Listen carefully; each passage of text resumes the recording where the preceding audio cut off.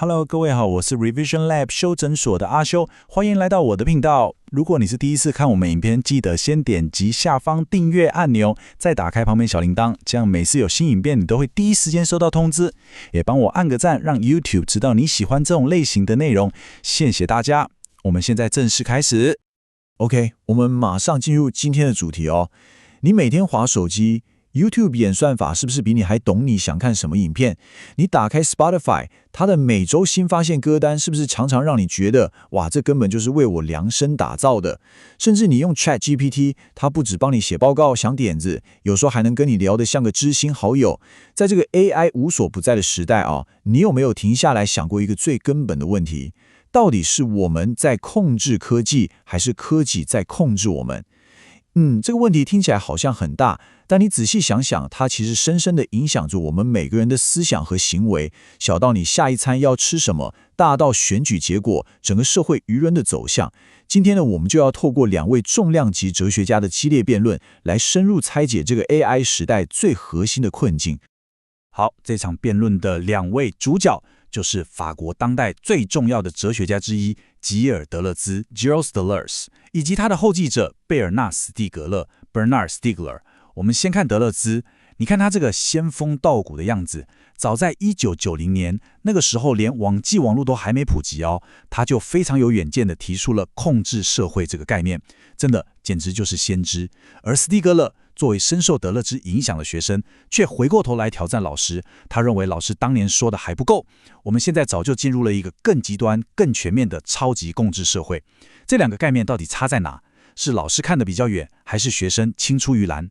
谁的看法又更贴近我们现在所处的这个被数据和演算法包围的世界呢？这就是我们今天要探讨的核心。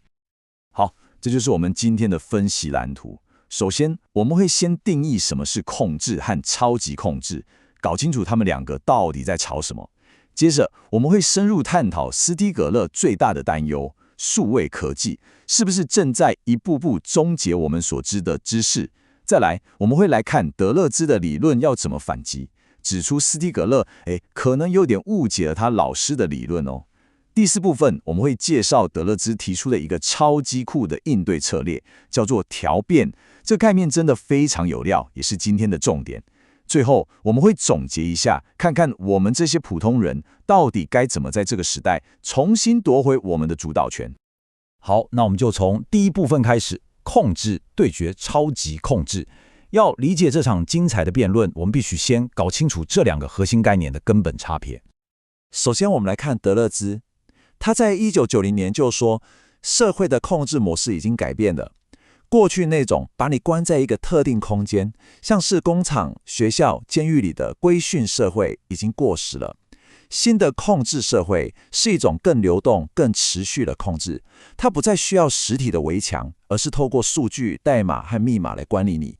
你想想看，这是不是完全就是我们现在的生活？你的银行账户、你的社群媒体、你的公司系统，是不是都是靠一组一组的密码在运作？你申请贷款，银行看的不是你这个人哦，而是你的信用评分数据。你在网络上买东西，演算法根据你的浏览记录不断地推送商品给你。这种控制是无形的，但它无时无刻不在。它像一条看不见的绳子，不断地把你塑造成一个可以被数据化、可以被预测的个体。但是斯蒂格勒觉得，老师，你这样讲还不够。他认为，在我们这个数位科技全面渗透的超工业化时代，也就是工业化之后的下一个阶段，出现了一种更强大、更可怕的超级控制。重点来了，这个超级控制是怎么建立的呢？斯蒂格勒的答案是广泛的自动化过程。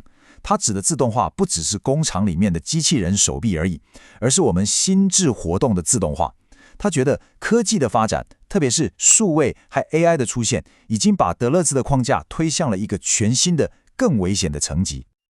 简单整理一下刚刚的内容，这张图表就很清楚了。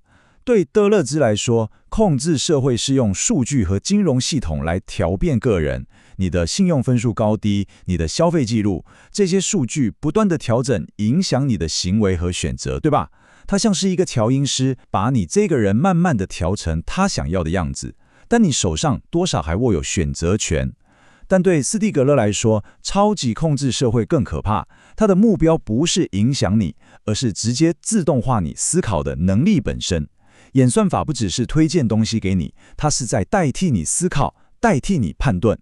你还没想到要看什么，它就已经把影片推到你面前了。你还没决定要相信什么，它就已经用同温层的资讯把你包围了。这就是两者最根本的区别，一个是影响你的选择，一个是让你连选择的能力都丧失。接下来这一点超级重要，我们来深入看看斯蒂格勒最悲观的看法：数位科技为什么会导致我们所知的知识的终结？要理解斯蒂格勒的担忧，我们必须先认识它的一个核心概念，叫做第三持存 （tertiary retention）。这是什么意思呢？简单说，就是被外部化、物质化的记忆。在历史上，文字、照片、书本，这些都是第三持存，它们帮我们记住事情，对吧？但斯蒂格勒认为，数位时代的第三持存，也就是数据、演算法、社群媒体上的贴文，它的威力完全不同。它们不仅仅是被动的记录工具，它们更是一种能够主动塑造我们心灵的强大力量。以前的书本是你去读它，现在的演算法是它来读你。那这个力量是怎么运作的？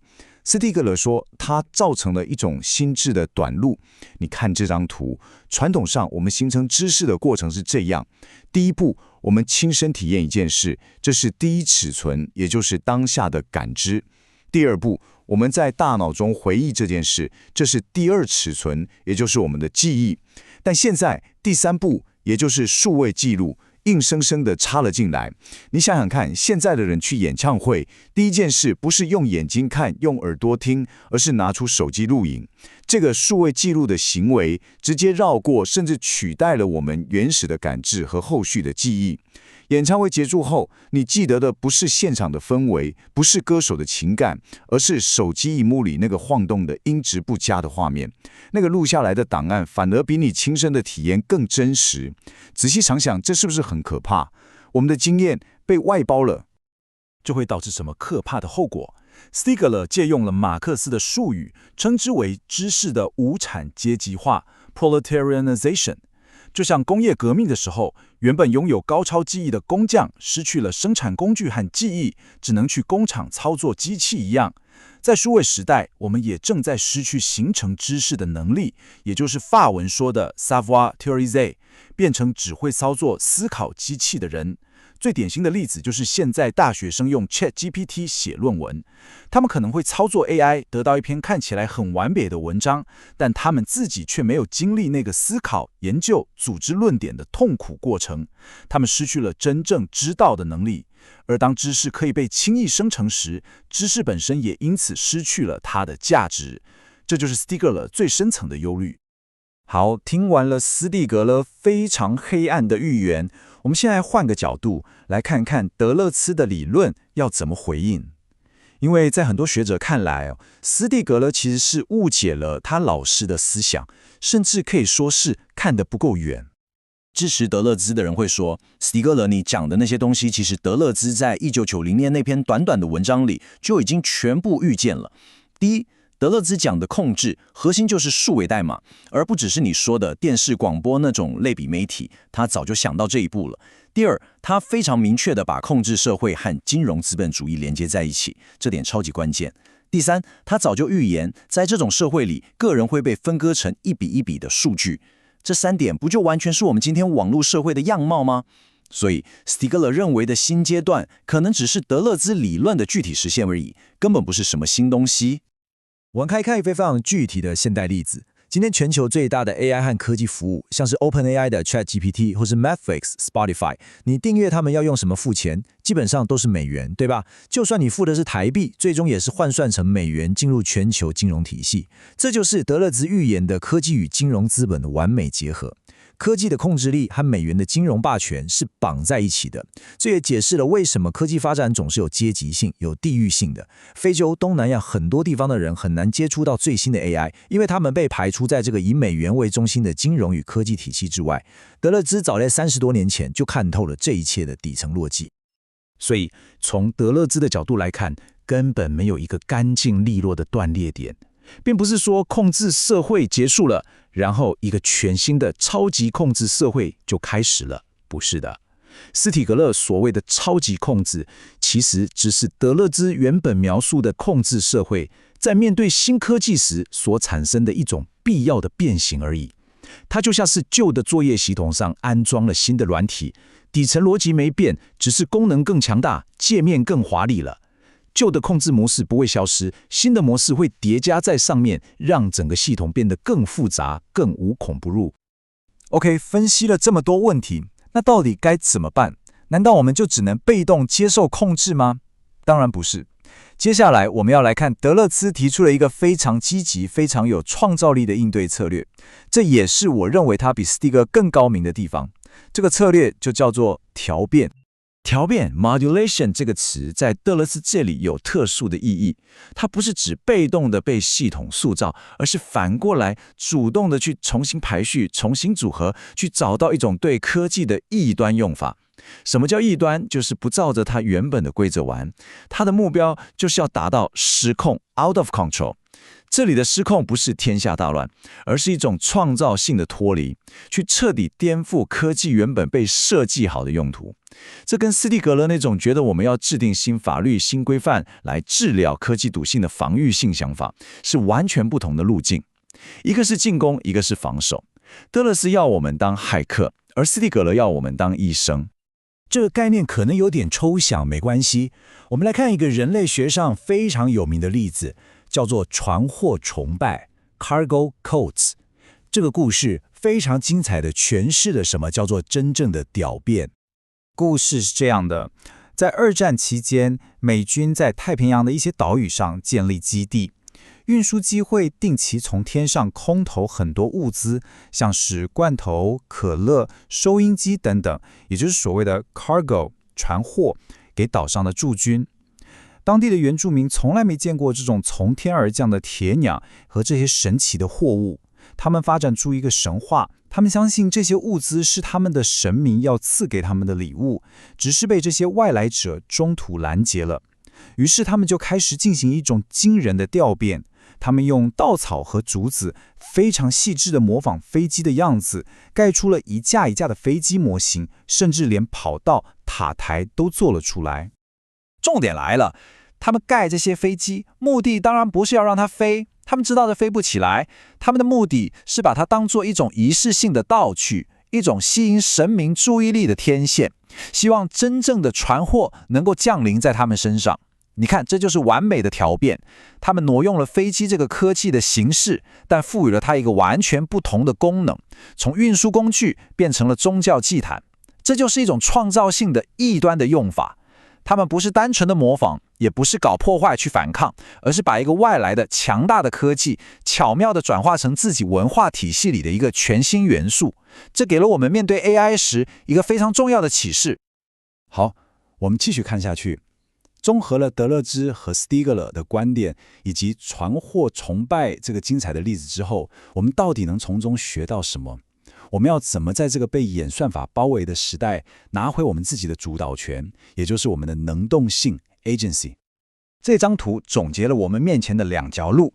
斯蒂格勒路径是防御性的，他认为科技就像毒药，我们需要新的法律、新的教育、新的疗法来对抗它的负面影响。这当然很重要，但有点治标不治本。而德勒兹的路径是创造性的，他认为问题不在科技本身，而在于我们使用科技的典范。我们需要的不是去限制科技，而是要去彻底改变我们与科技的关系，从被动的消费者变成主动的创造者。那具体来说，我们要怎么调变我们身边的科技呢？这里有几个可以思考的方向。第一，不要只是照着说明书使用。比如很多人用 ChatGPT 只是为了写报告，但你有没有试过让它扮演一个苏格拉底，用诘问法来挑战你自己的观点？